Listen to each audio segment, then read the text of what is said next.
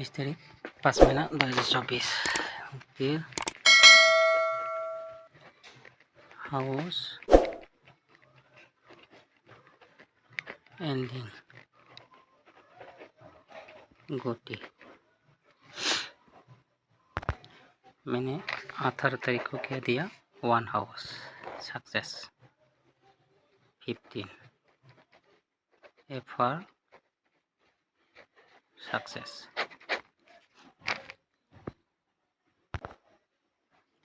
20 तारीख के लिए हाउस पे होगा 8 और 6,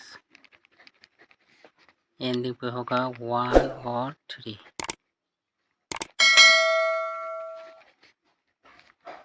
गोटी पे होगा 7 6 5 8 3 6 1 8 1 6 3 8 0 8 5 4।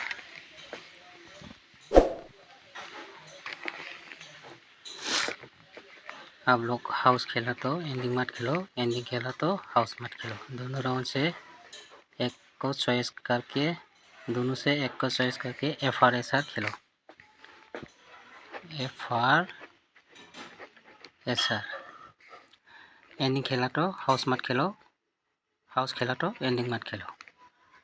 दोनों राउंड से एक को चॉइस करके खेलो, FR एंड SR। ओके।